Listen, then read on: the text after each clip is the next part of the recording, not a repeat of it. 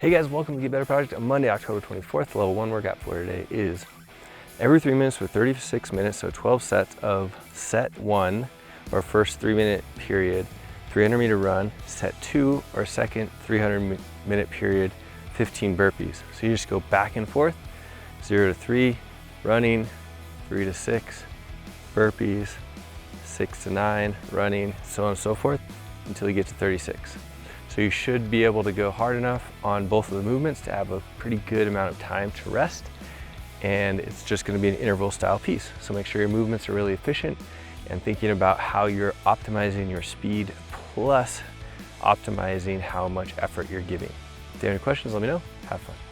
For running, one of my favorites, you're going to put yourself in a great postural position, chest up, shoulders back, feet underneath your hips.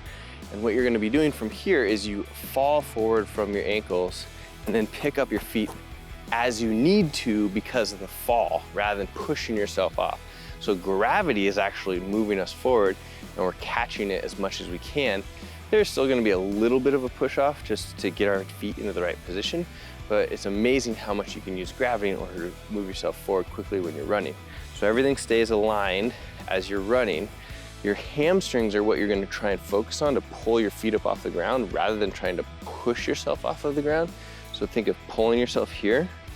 And then what you're going to be doing is also thinking of striking the ground and your midfoot, okay? So right about there, rather than a toe strike or a heel strike. And the heel strike is really one that you don't want to do, even though we have these big heels on our shoes. What it does is actually slows us down every step, because if we're trying to fall forward, we're stepping like this, you can see that momentum is getting halted every single step if we're doing that. The other thing is that it puts a lot of stress on our joints. So we find that heel strikers have more injuries than people that are having a nice, solid, good strike.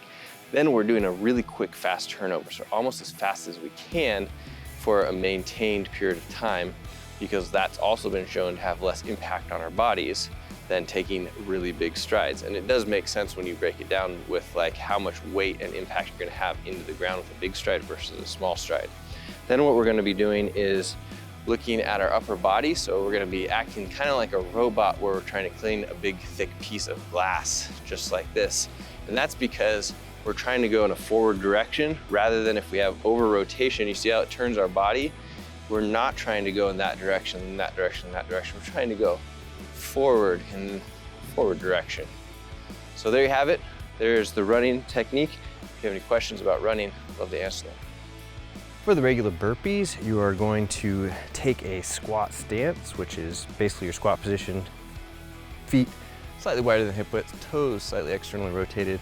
You're going to initiate the burpee actually by pushing your hips back, reaching for the ground, touching the ground, hopping all the way down, coming up onto your knees, hop up onto your squat stance, jump and clap at the top. So we're gonna do a few of these quickly. You can jump into them a little bit more. We're still trying to keep our back as flat as we can, or you could step down. That's fine as well. Step up, jump and clap. Or if these are really not feeling it for you, you could crawl down and crawl up. Still trying to keep your back flat, still trying to keep your knees in line with the toes, pressing through the heels as you come up out of the lunge position there. Now I have done all positions of the burpee, even in being in good shape. So it is going to not be any, it doesn't really matter, is what I'm trying to say. If you feel more comfortable doing it one way than the other, do it that way. You don't have to jump up.